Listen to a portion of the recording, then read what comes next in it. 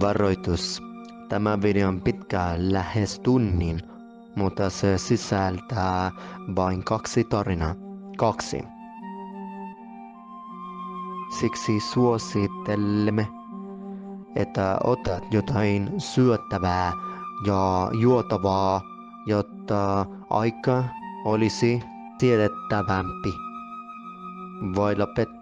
Voit lopettaa katsomisen 50 minuutin kohdalla, sillä loppuosa on pelkkiä kredittejä, joissa ilmoitetaan tekijöiden nimet ja käytettyjen kappaleiden nimet.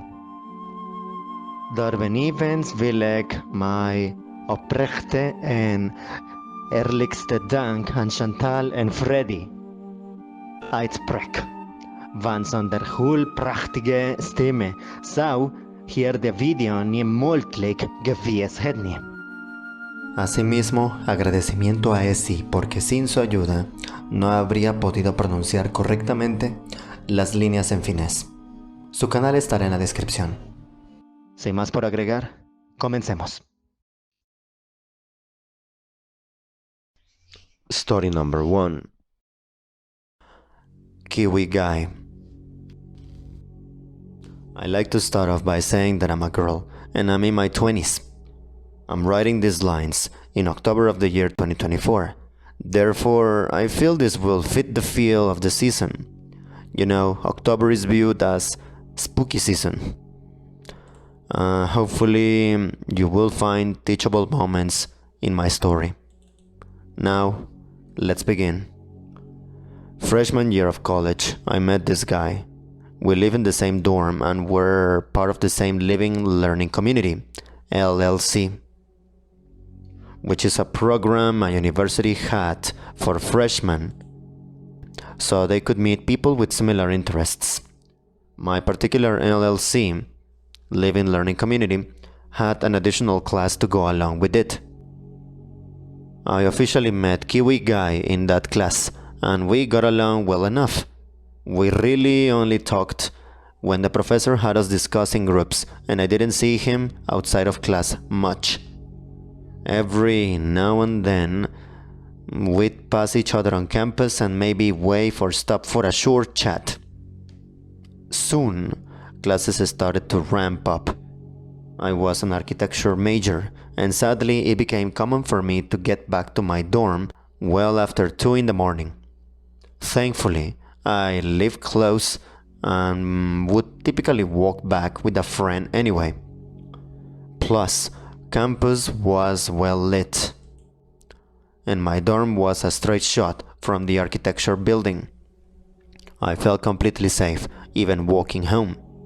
Normally, when I got back, no one would be in the common area, which I had to walk past to get to my room.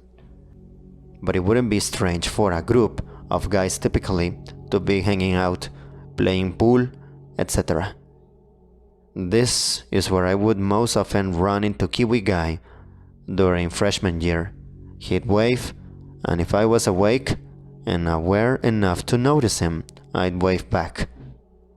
Sometimes he'd just be coming back too and would hold the door open for me and we'd talk for a bit. He seemed nice enough, though I didn't know him that well. We had the same type of humor and he was easy to talk to, but as a few months went by, things started to pop up. No red flags or anything disturbing, just odd, random.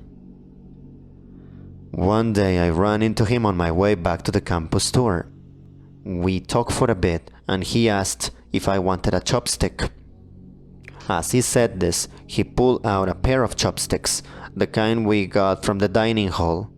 He said they were extra and that he didn't need them. Personally, I find random and semi-chaotic things pretty funny, and the thought of telling my friends how a guy just handed me chopsticks made me laugh, so I took them. They were still in the packaging, but it was just the Royal Bamboo brand. Thinking back on it, I wouldn't have known if they had been used or not. I don't remember what I did with them. That interaction struck me as slightly strange, but I brushed it off, thinking he was just being quirky. I had a lot of friends that I could see doing the same thing, and just acting random and chaotic to be funny, but only among our friend group, not to a near stranger. Nothing else of note happened freshman year. Sophomore year, sadly, is another story. Every fall semester, I went to the dining hall alone. While I like eating with others, I enjoy the time to myself, to just watch a show or listen to a podcast. After I finished, I happened to pass Kiwi guy on my way out. He was sitting down, also by himself. We got to talking about summer, classes, etc. Somehow we got on the topic of my dress, and I mentioned how I wished it had pockets. He mentioned he knew how to sew. We talked about hobbies for a bit, and then I left. A few weeks later, we had almost repeated interaction, except this time we got there at the same time. He was already set with his food, so he followed me around as I got mine, and then I sat down with him. It was a regular conversation, but I got the impression that he wasn't really listening to my responses. Instead, just preparing what he was going to say next. Often, it wouldn't have anything to do with what we were talking about, or it would be sort of random again. For instance, we were talking about work, and he said his coworker told him he was just like Jesus. Interesting. I asked in what way, and he said the guy just said some verses from Ephraim, not a book in the Bible, or Ecclesiastes. Okay then. Another example, during the same conversation, he said if I was ever bored, he had an Xbox at his apartment. We no longer live in the same room. That's all well and good, but we weren't talking about anything to do with games or boredom. He was like this throughout the conversations.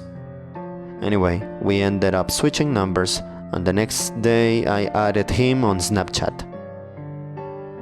This is where things begin to get weird. Given Kiwi Guy's comments about sewing an Xbox, I got the idea that maybe he liked me, though I wasn't sure how I felt. He added me back on Snapchat, and we had a short conversation about the weather. Out of the blue, he asked if I wanted him to bring me food. Once again, the topic of food or hunger hadn't come up. I was a bit weirded out, but brushed it off. I sent him a picture of the snacks I had in my room, saying I was all set up, but thank you. We would snap every couple of days. I would send him pictures of my messy desk and drawings. I don't remember what pictures he sent. Several more times, always out of the blue, he would ask if he could bring me food, if I wanted him to bring me food, etc. I always said no, because I thought it was strange. If he was trying to ask me out, why wouldn't he ask if I wanted to go somewhere and get food with him? Or do something together? That approach makes more sense to me, rather than bringing me some unspecified meal. Also, there was the question of, would he stay with me while I ate it? Or would he drop it off and leave? If it was the latter, I knew I would feel guilty, like I was using him. Not to mention, if he was trying to ask me out, why wouldn't he change up his approach, especially since I kept turning him down? Finally, there came a time where I mentioned I was cold, and he asked if I wanted him to bring me coffee. I was tempted, because coffee sounded pretty nice, and at least I knew what I'd be getting. But then came the questions. Would he pay for it? I didn't want him to, because then I feel like I owed him something. I was also trying to save money, so I didn't want to buy my own coffee. Plus, It was raining, hence the cold, and I didn't want him to go to the trouble of walking in the storm. To top it off, I didn't really want him in my studio anyway, architecture classroom. I had already decided I wasn't interested in him like that, but would continue to be semi-friends with him. And I was afraid if I let him buy or bring me food, I'd be leading him on. So I turned him down again. Later around dinner time, he asked if I liked kiwis. I told him I had never actually had one before. He asked if I'd like him to bring me one. At this point, I just appreciated that I knew what I'd be getting, and theoretically, there was no money involved. I said, sure. Later that evening, he showed up at my dorm in a black trench coat. This is the first time I had seen him in person in several months. Every other interaction had been over Snapchat. Right after I let him in, before we even made it to the kitchen, he pulled from the depths of his coat a set of knives. They were pretty shiny, and I admired them. I knew he liked to cook, so it made sense to me that he would have them. Going into the kitchen, we chatted a while. He pulled out 2 kiwis and washed them and sat down at a nearby table. He came over and gave me the one he had cut in half, sitting across from me. I'm spooning out the fruit. I notice he's just looking at me. I ask if he's going to eat his. Oh, they're both for you. That unnerved me. He brought 2 kiwis and was apparently planning on watching me eat both of them. I insisted, in a joking way, that he eat the other one. I then watched as he grabbed the one in front of him, uncut, and bit into it, skin and all. Apparently you can do that. He proceeded to eat it like an apple, and then hinted that he hadn't had dinner yet. I had, and I had a paper to write. Against my better judgment and wanting to procrastinate, I said I could eat. In my defense, my first dinner sucked. Leaving for the dining hall, he recognized and waved to some people in my common room. I asked how he knew them, and he said he was their weed friend last year. He assured me he hadn't partaken, only salt. Now, I'm not into drugs, and I try to steer away from people who do. Nothing against them, but life is easier for me that way. Besides, I have asthma. At dinner, we had another conversation just like the others, with a bunch of sudden topic changes. Leaving, I naturally went to the crosswalk near the dining hall, because I thought this was the end of our hangout. He'd have to cross the sidewalk to go home, and this is where I said goodbye. That didn't happen. We were just standing there now, not moving. I asked where he was going. Oh, I was following you.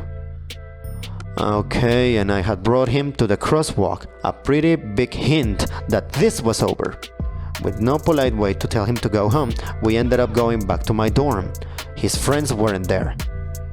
And with no reason to go into the kitchen, we just walked down the hall. In no way did I want to bring him to my room, so I made a desperate turn into the vending machine room. We talked a bit in here. He looked at the candy and asked what my favorite was. These machines didn't have my favorite, and I joked that I was broke anyway, so it didn't matter. Again, he offered to buy it for me. This at least had more context and a better reason. Anyway, I thanked him but declined, not wanting to risk leading him on. We talked some more until eventually I said I had to go write my paper. In response, he lay down on the counter. I laughed, so I wouldn't be awkward because he was trying to be funny, and then walked him to the door. I could have just waved goodbye from inside because he was standing out there, waiting. I couldn't just stick my head out and wave either. because all the walls and doors are glass, and that would look pretty weird. So I stepped out. He made his move with his arm, and he looked to me like he was going to hug me, and it resulted in a weird side hug moment. He looked at me and asked what that was. I joked that I didn't know. He said he wanted to dap me up, so we did that 3 times. Then he left, disappearing into the night with his black trench coats and knives. I don't see him again, and gradually over winter break, our snaps fall off. Now it's February. I've crossed paths with him a lot more, mainly on the way to the dining hall. We'd usually just wave and smile. Sometimes he'd try and touch me, either by a high five or a fist bump on the shoulder. Once I ran into him in the dining hall. He asked me about winter break and if I had slain all my enemies. That's a bit of the quirkiness I was somewhat used to with my friends, so it didn't seem too weird to me.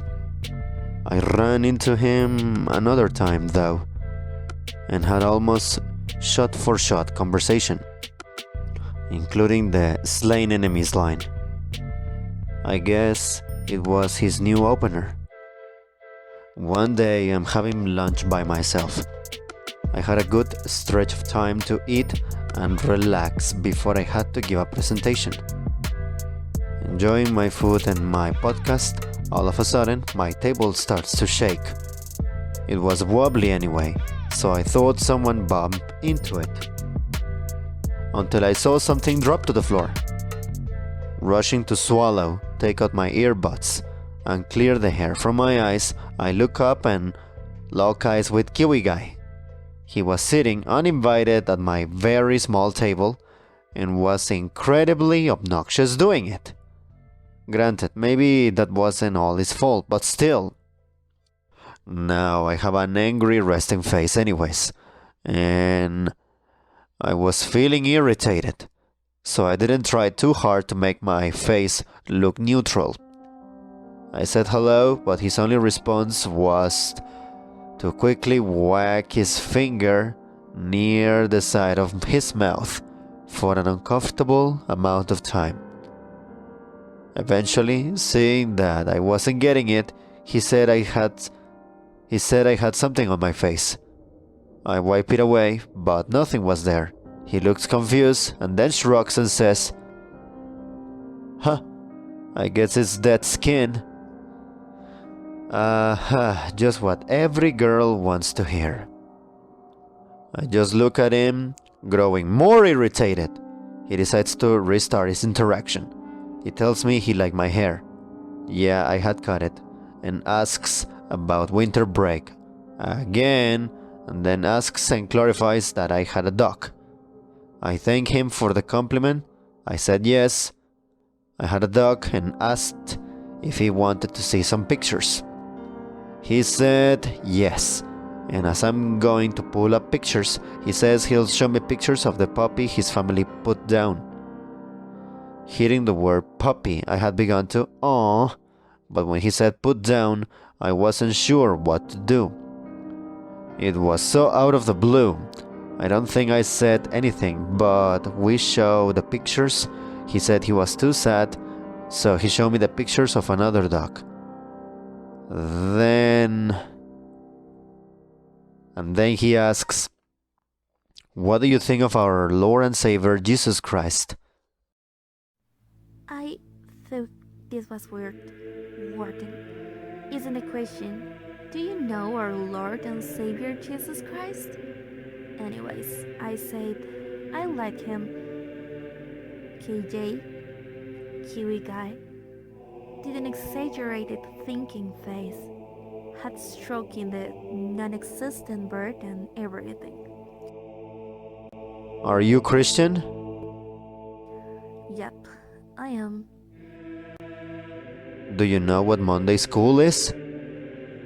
I asked if he meant Sunday school, but he was adamant that these kids he grew up with went to Monday school.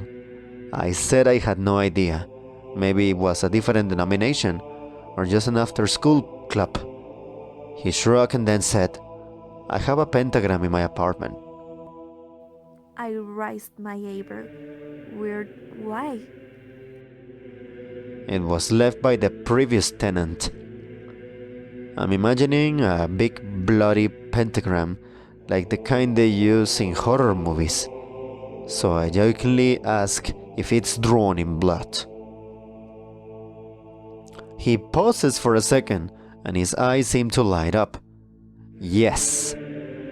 He then proceeds to go into how much blood, the type of blood, where it came from, etc. I zone out. Somewhere along the way, he points at my food and calls it shit. It was lo mein. Thank you very much. And delicious. And delicious.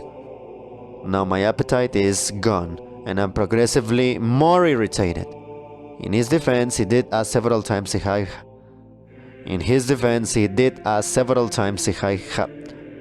had somewhere to be. I should have taken the out, but since I technically didn't, I said no and stayed. I've since learned my lesson. At some point I asked how big this pentagram is. He holds up his hand, making a circle shape. So smaller than a fist. That's a little underwhelming. He jokes that the person who drew was too lazy to finish, saying they didn't even draw the circle. That's a star. If there's no circle, it's just a regular star. We come to a lull in the conversation. He looks around, spots the napkin holder, and asks if I need one. I shake my head. No thanks, I'm all good. He shrugs and says, okay. Grabbing a napkin, he folds it, tears it off the corner, and eats it. I'm in shock. We're just staring at each other. One person traumatized, the other eating a napkin. With no idea what to do, I told him to swallow it if he is making me experience this insanity. Then he's going to swallow a napkin, unfortunately. I don't think he does.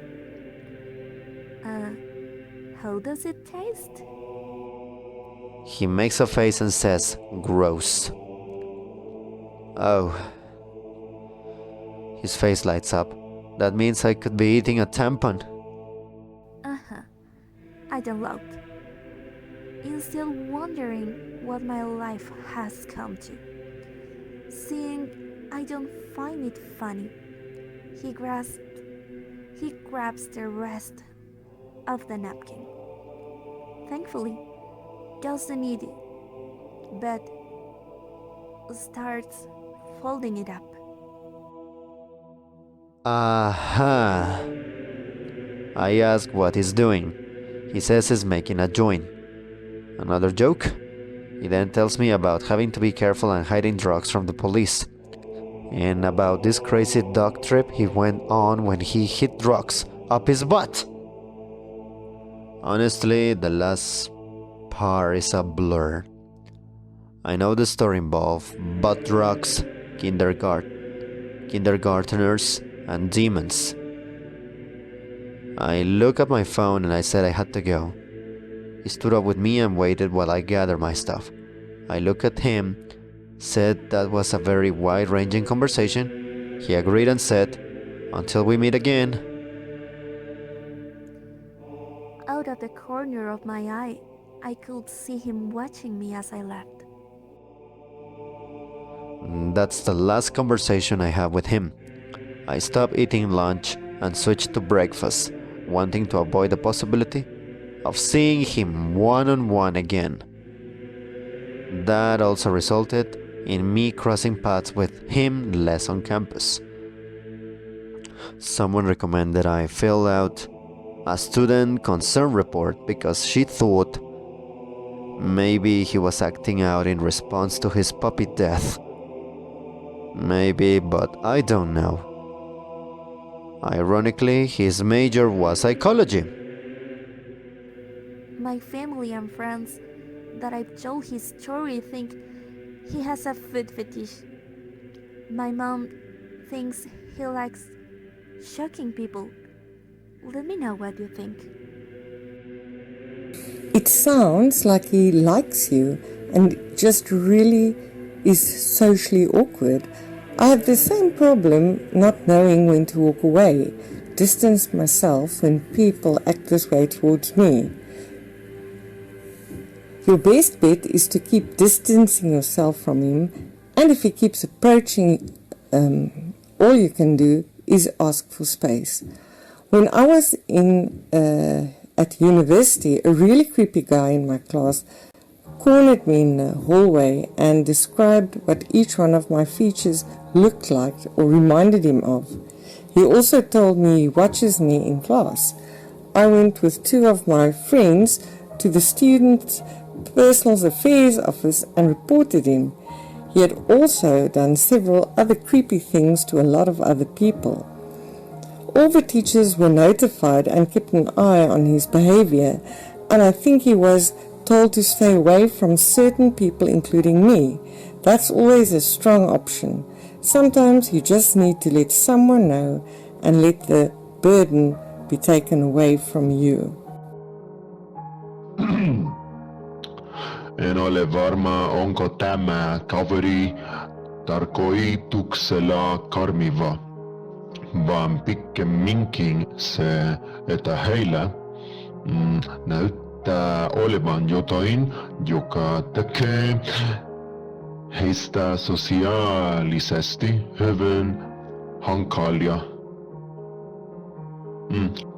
Riippumatta siitä, jos he toimivat tavalla, joka teki sinut epämukavaksi, sinun olisi ehkä pitänyt lopettaa vuorovaikutus hänen kanssaan tai asettaa rajat hänen kanssaan aikaisemmin, ja jos tunnet, että on olemassa haavoittuvuus. Sosiaalinen ahdistus tai neurodivergenssi ehkä antaa hieman lempeää palautetta siitä, mitä olet ja et ole mukava. En halua tehdä nojatuolidiagnoosia, mutta keskustelu, jossa sinusta tuntui, että hän ei kuunnellut ja mietti, mitä hän sanoisi seuraavaksi, tuntui minusta samankaltaiselta, ja minulla on sekä autismi että ADHD. Minun oli ennen vaikea kuunnella aktiivisesti, koska olin huolissani siitä, miten vastata. Minusta tuntuu, että tämä on mahdollisesti neurodiagnostisesti poikkeava kaveri, joka on ihastunut sinuun tai ainakin haluaa sinun pitävän hänestä, mutta mahdollisesti, koska et ole neurodiagnosisesti poikkeavaa olentassa, se vaikuttaa hyvin epäjohdonmukaiselta ja uudolta. En usko, en tiedä, että hän tarkoittaa mitään pahaa, mutta yhtä lailla sinun ei tarvitse olla hänen ystävänsä. On parempi olla teeskentelemättä, että olet jokun ystävä, kuin vain säälit häntä. Ole ystävällinen, mutta rehellinen hänelle ja aseta rajat. Et ole hänelle ystävättä velkaa, jos se ei tunnu oikealta. Jos se ei tunnu oikealta.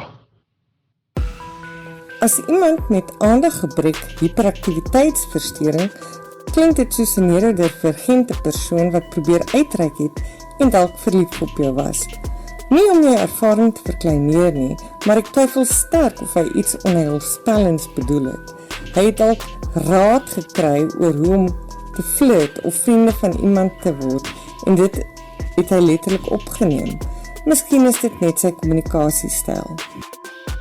As someone with ADHD, this sounds like a neurodivergent who was just trying to reach out and might have had a crush on you.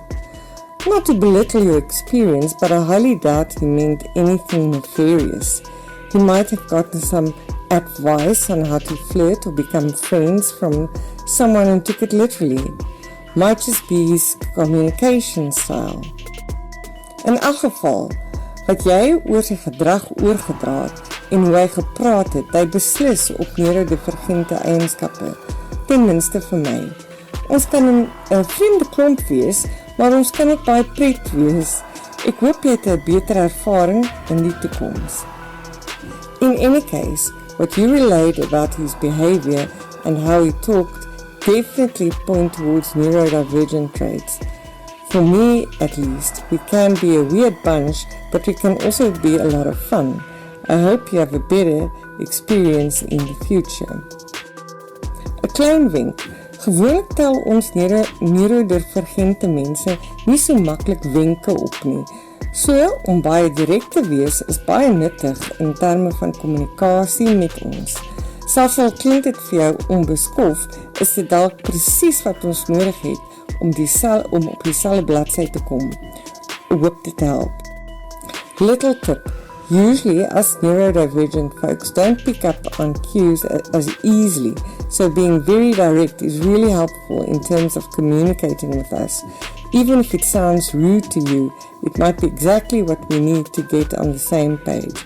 Hope this helps. Story number 2. The man on my patio. Warning. The following will be a long post, but I recommend you to read it all. So this happened to me when I was around 9 years old, and I'm 25 now, and it's something I will never forget.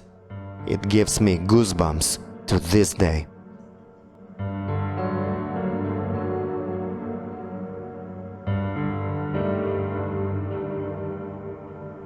I live in a terrace house. 4 houses combined, and my neighbors and I each have our own little patio. There is a small road 10 meters from my yard where people do their Sunday walks and so on. Only a small fence separates my small yard and patio from that road. I live in a pretty crowded area, with several of these terrace houses spread around in my neighborhood. So seeing people walking on that road, it's pretty normal for me. Seeing random people standing on my patio is not. When I was 9, I usually got home from school about an hour before my mom got home from work. I live maybe 50 meters away from school. So my mom figured I was mature enough to be home alone for around an hour before she got home. This one day I got home from school, I did the usual thing, which was to make sure I locked the front door. I double checked that the back door leading to the patio was also locked. I was 9. Being alone was a little scary, even though it was in the middle of the day and only for 1 hour.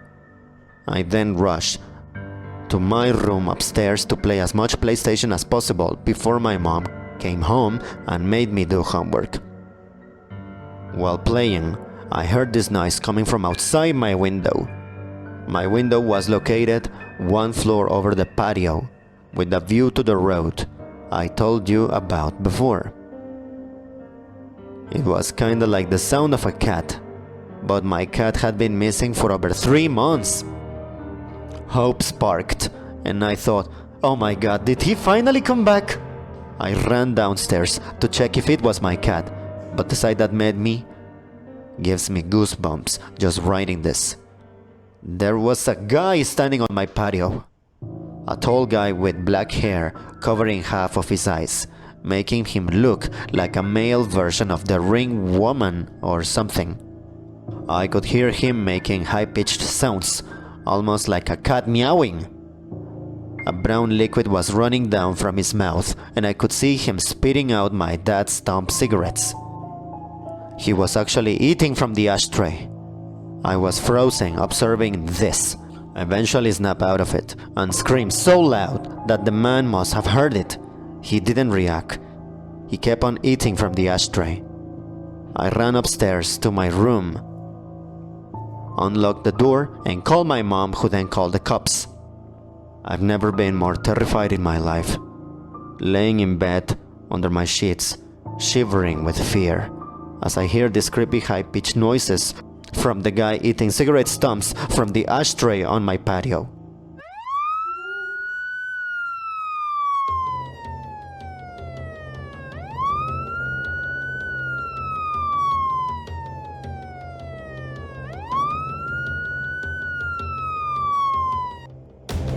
I kinda blacked out for a moment, because the next thing I remember is the police arriving on the road by my yard. I hear them talking to the guy, saying stuff like, "What are you doing? Get over here or we will come down and arrest you," and so on. He didn't respond, but the high-pitched sounds were more frequent and louder. I decided to look through the window, feeling safe now that the cops were there. I could see two police officers standing by my fence, one man and a woman. I did not see the creepy man, however, because he was standing directly one story under me and my field of view. The police jumped the fence, and I remember hearing the creepy guy screaming louder than anything I've ever heard before. He charged the female officer with full force, and he fucking knocked her out cold. The male officer then immediately tased the guy, leaving him shaking on the ground, screaming still. The policeman struggled to keep him on the ground while putting handcuffs on him, but eventually made it. After a while, he managed to wake up the female police officer, who seemed to be badly hurt. He called for backup and an ambulance, and then he sees me standing in the window above him. The expression on my face must have been something else, because he just looked at me and said, "I sure as hell hope you didn't see that." I started to cry, but this time, neighbors started to arrive wondering what the hell was going on. One of my neighbors, an elderly woman, made me calm down, and she took care of me until my mom came back home. The police took the creepy guy with them in the car and left. Before they left, they promised to come back and talk to us about what had happened.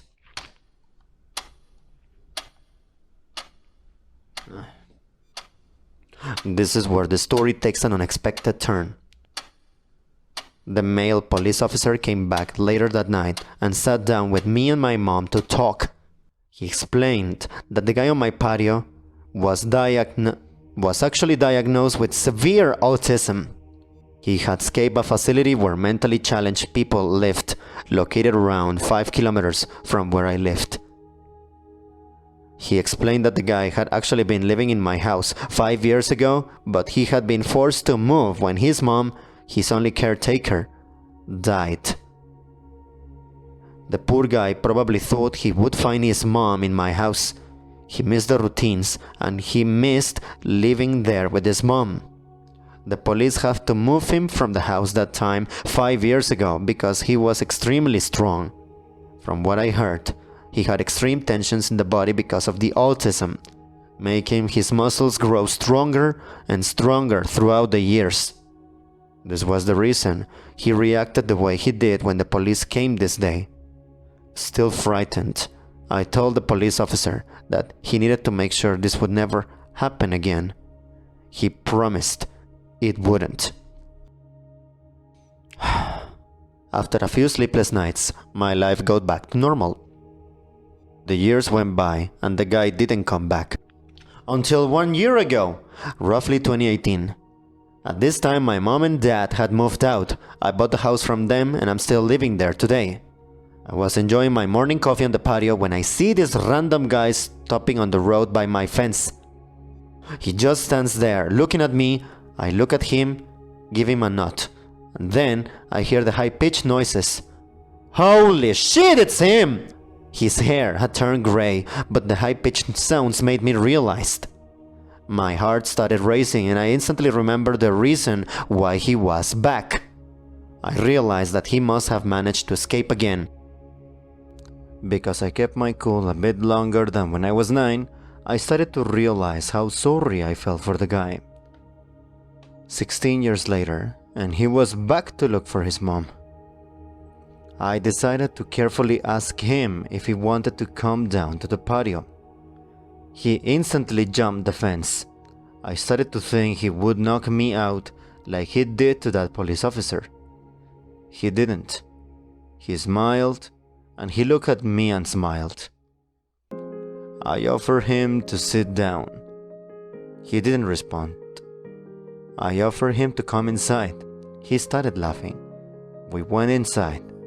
His face lit up, pure joy. He was home, and it reminded him of the life he had with his mom.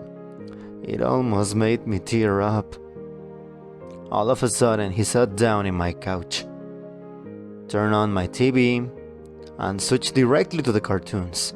I observed him for a while. He was completely focused on the cartoons. I just wanted him to enjoy the moment, so I didn't say anything to him. I realized I had to call the facility to let them know. The caretakers arrived 10 minutes later. After a lot of convincing, he got back up, crying, and they went back to the facility. I called the facility 2 days later. We made a deal. His name is Tom, and now I consider Tom my friend. Every Sunday from the day he returned, Tom and his caretakers visit me to watch cartoons. They say it's the highlight of his week. It makes my heart warm. Now, for several years, my thoughts were, let's not meet. Guy on my patio eating from the ashtray. Now my thoughts are, let's meet every Sunday to watch cartoons. My friend Tom. Great. Now I have something in my eyes. They won't stop me watering. You're an awesome person. I met an autistic kid once when I was working as a furniture repair tech. I came to the house, and the issue was the art of thirds of our webs collapsed. It turned out that it was the autistic boy's favorite spot to sit. Stem, laying and jump home. I could have just walked down and see the customer had broken it, and it wasn't covered under warranty. Instead, I'd spent a few hours turning the sofa around to the most sturdy and comfortable item of furniture in the entire house. Several thick foam padding and long wood screws later, and that kid had the best spot in the house. I would have taken a sledgehammer to break that arm down again. After I literally rolled my van windows down about 50 times, he really likes power windows. He gave me a hug, and I left. His mother called me the next day and insisted I be stopped by the house as soon as possible. She wanted to thank me. I told her that wasn't all necessary, but she was relentless. I was stopped by on my way home, and she forced. Seriously, I tried to decline. 100 bill in my hand, with tears in her eyes. I know I'm not a very good storyteller, but I love thinking about how I helped them out and how much they appreciate it. I just wanted to share.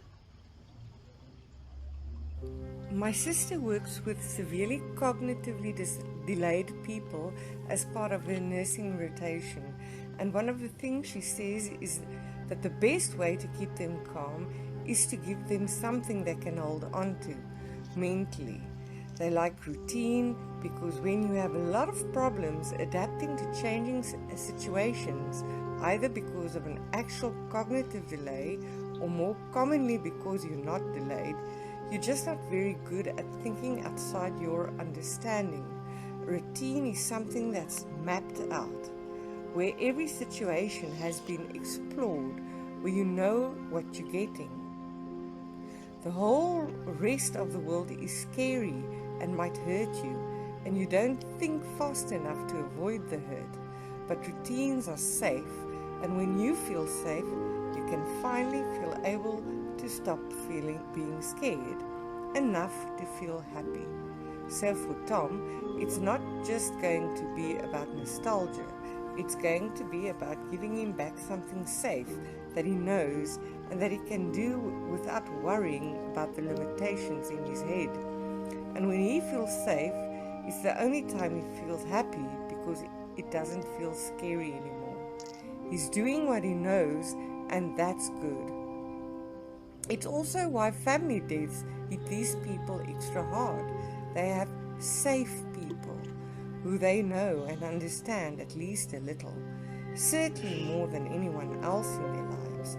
They form strong bonds with these people because they can't form bonds easily with others, and these bonds are part of their routine, part of their safe activities. Other people are scary because people with his level of either autism and or cognitive delay see others as basically statues that move. No facial expressions, no vocal tones, no body language. To them, we're completely closed books. Anything that's not explicitly told to them, but rather is conveyed through things like intonation, body language, etc., is essentially non-existent. That makes other people incredibly scary. Imagine that everyone around you was a walking mannequin who could suddenly do something to you at any time, and you'd have no way of predicting it. You'd be scared of people too. So those people, they do understand, are safe people, and they form incredibly tight bonds to them because without these people, they're going to struggle hard to survive in the world of mannequins. So when these safe people die or are otherwise unavailable, it is a serious issue. They stop being able to trust anyone because everyone is so scary to them that they go into a fight or flight response almost immediately. They don't know if they're going to upset you, and because they tend to get physical when upset very quickly, they assume you will do the same. They're scared that if they upset you, you'll hurt them, and so everything they do is designed to, at least in their mind, make things safer.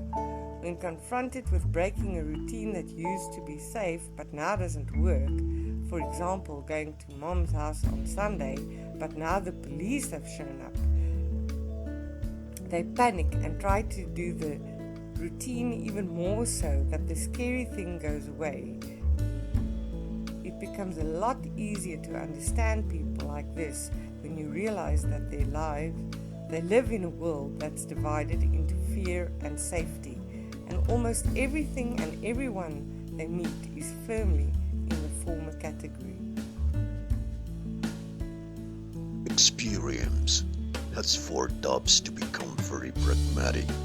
I have a daughter like Tom, the guy from that story, and this story made me cry and cry hard, but that's not going to help my daughter. She just turned 18 and I'm only in mid-40s, but I've already started planning for her care after I'm gone. So yeah, we occasionally do lose it, But as soon as she'd start getting upset and hitting herself, or has a dirty diaper, or gets hungry and banging her head against the fridge. Then I just get back to work and do what needs to be done. My uncle has very severe cerebral palsy. My uncle was the second of 5 kids and spent his entire childhood in the hospital, and my dad told me they would all go to the hospital for holidays. Everyone always asked my grandma something that made her so mad. They would ask, "Why would you keep having kids after he turned out the way he did?" Well, that's the gist of the question anyway. He turned out like he did in an amazing way. My uncle is an incredible person. He has made national news and even rode his trike across America with my family to raise awareness of cerebral palsy, and that took 3 months to complete. When he was about 12, the doctor told my grandparents he was going to die, so they had him ride a tricycle to live maybe another year. He's now in his late 60s and still rides that tricycle every day. He even based his business around it. He had specially made trailer that he carried advertisements on while he goes across town every day. My family never planned for any of this to happen, and it would hurt my grandma so deeply when they would insinuate that he was a problem or a mistake. When he was about 6 months old, he got a really high fever. They couldn't get him to the hospital in time to stop the brain damage, but he is someone who is amazing to have in your life. I think the trick is you build up friendships with people who you trust to take care of them once you are gone. Maybe even have them become friends with some of the caretakers where you'll have him go if no one can take care of them. My grandma swore across her heart that she would never go back and change a single thing because he is perfect just the way he is.